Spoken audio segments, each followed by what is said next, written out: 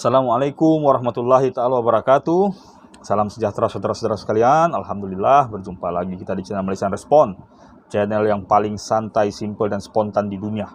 Oke, kepada rekan-rekan yang baru menyertai channel saya mohon maaf kalau penyampaian saya terlalu simpel, tidak ada grafik-grafiknya. Dan saya juga mohon dukungannya, terutama kepada para pendukung Timnas Indonesia, karena pada konten kali ini saya akan membahas tentang Timnas Indonesia. Sebelumnya saya mohon izin untuk mengalih bahasa kepada bahasa Indonesia. Saya coba sebaiknya supaya saudara-saudara tidak gagal paham ya. Oke, isunya adalah tentang final 2010 leg pertama di Bukit Jalil. Tentu saudara-saudara tertanya-tanya, kenapa saya membahas isu yang sudah 11 tahun berlalu, yang sudah dimenangkan oleh Malaysia. Dan saya kebetulan adalah seorang warga Malaysia. Nah, karena apa saudara-saudara? Karena menurut saya kasus ini belum kelar. Belum keluar dari dua sisi, belum tuntas. Pertama, kalau kita perhatikan di media sosial, para pencinta sepak bola Indonesia masih membahas hal ini. Tetapi pembahasannya kurang detail. Kenapa kurang detail? Karena perspektifnya cuma perspektif dari Indonesia semua. Tidak ada pandangan vice versa daripada oposisi, yaitu Malaysia. Besar kemungkinan hal ini terjadi karena tidak ramai yang menonton video itu lagi. Mungkin karena faktor kecewa atau sedih, atau memang tidak mau melihatnya, karena sakit hati terjadi dugaan suap. Itu yang pertama. Yang kedua, menurut saya belum tuntas dan belum kelar karena belum ada pengusutan.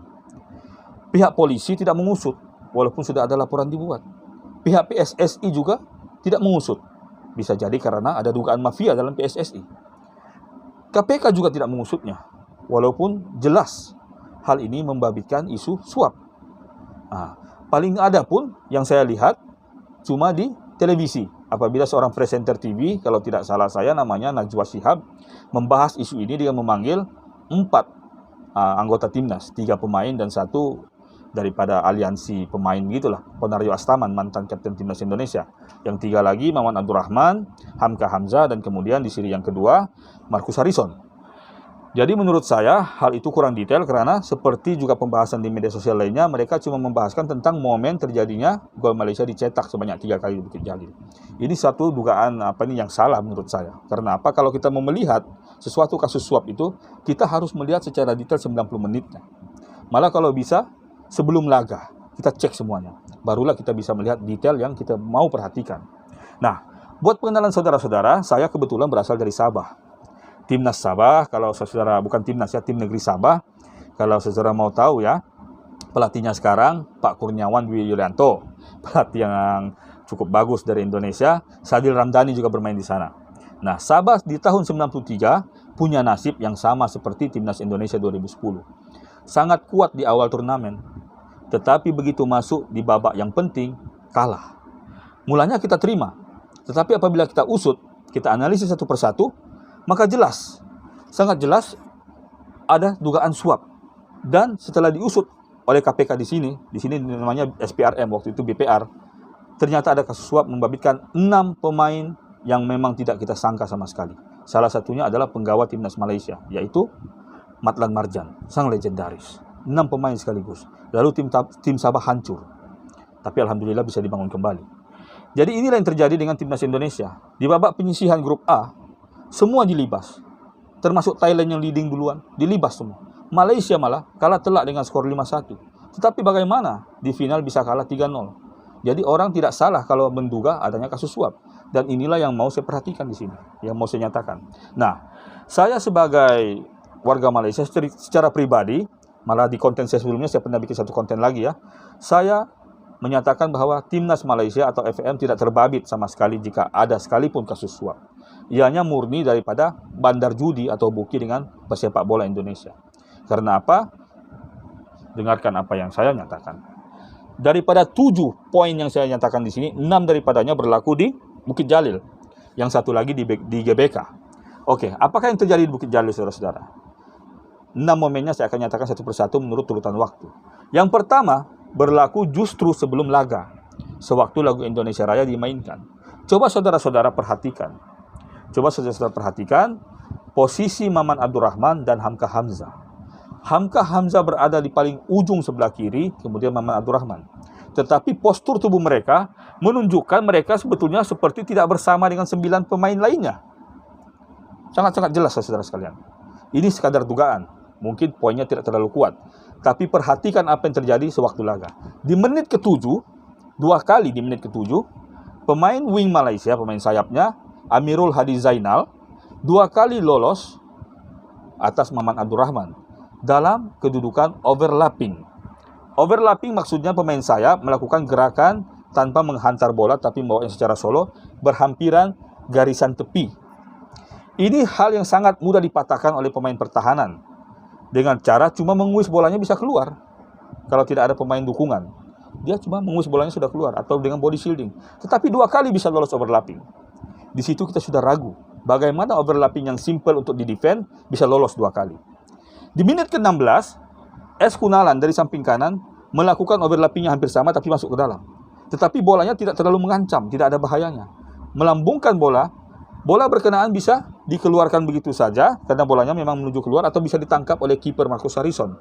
Tetapi anehnya Maman Abdurrahman menyundul bola itu keluar. Tapi coba perhatikan juga posisi Hamka Hamzah di mana. Hamka Hamzah justru berada di belakang Maman Abdurrahman. Sepertinya Hamka Hamzah mendukung kalau Maman Abdurrahman mengeluarkan bola itu yang mengakibatkan sepak pojok. Hal yang sama terjadi di menit ke-18, 2 menit berselang. Apabila kali ini Mahali Jasuli masuk, hal yang sama terjadi. Sundulan keluar sepak pojok lagi. Jadi saudara-saudara, kita harus perhatikan dulu hal yang lebih fatal. Starting line up, ya, first 11 Indonesia.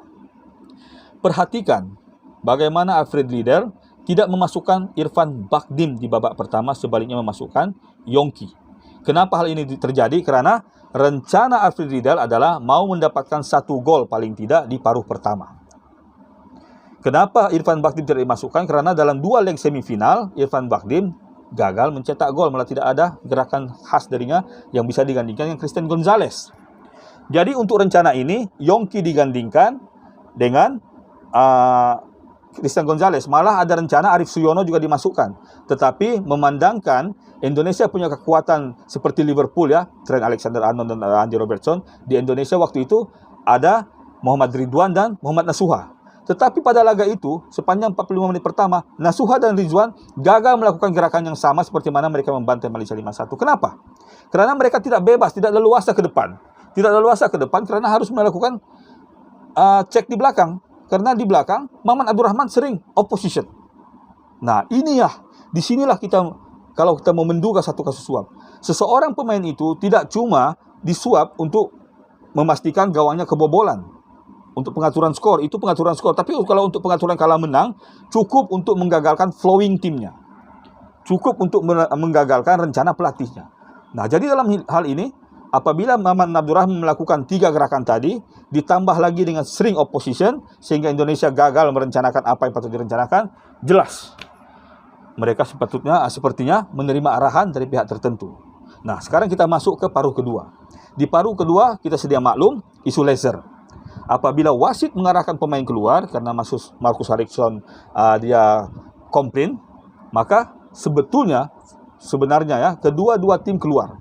Menurut Hamka Hamzah di mata Najwa, beliau menyatakan pemain Malaysia melakukan pemanasan di lapangan. Perhatikan, hal itu tidak benar. Pemain Malaysia juga keluar. Tetapi sekali lagi, perhatikan posisi Hamka Hamzah dan Maman Abdurrahman yang berada jauh daripada rekan-rekan yang lain. Perhatikan, saudara. Bisa dilihat di menit ke 52 kalau tidak salah saya, kejadian itu, ya. Kemudian yang paling fatal, gol pertama Malaysia. Di mata Najwa dan di media sosial, semuanya membahaskan tentang bagaimana Nur Syarul Idlan Talaha bisa lolos daripada lini belakang, membelakangi Maman Abdurrahman. Tetapi menurut saya ada hal yang lebih penting perlu kita perhatikan. Gol itu terhasil karena pemain Malaysia dari luar garisan bulatan tengah menghantar bola ke depan. Itu satu, orang bilang gerakan yang sangat langkah, yang aneh. Tetapi Maman Abdurrahman justru sebelum bolanya dihantar, dia sudah ke sana duluan. Seolah-olah dia tahu 2 hal. Seolah-olah dia tahu bola itu bakal dihantar ke sana, dan seolah-olah dia tahu dia harus mengantisipasi Nur Syarul Idlan Talaha. Perhatikan, saudara-saudara. Nah, kalau kita mau kaji, disitulah dia. Jadi, nampak ya, saudara-saudara, 5 hal ini. Hal yang ke-6, gol ketiga Malaysia. Sebetulnya Ahmad Bustomi dia bisa menjaga Syafi'i Salih. Tetapi dia tidak berada di situ kerana dia mau mendukung kedudukan lini di bahagian kanan yang tiba-tiba Maman Abdurrahman berada di belakang Hamka. Jadi ruangan itu kosong sehingga terjadi free header.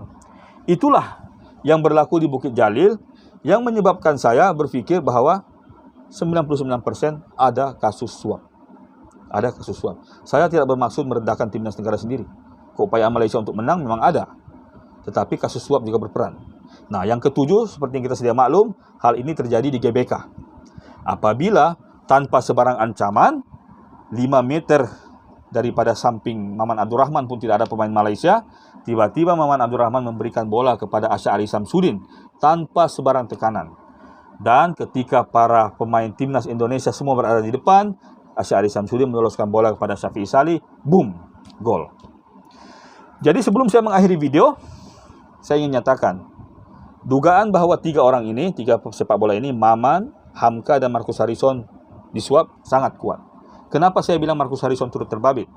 Kerana harus ada seorang pemain peran pura-pura.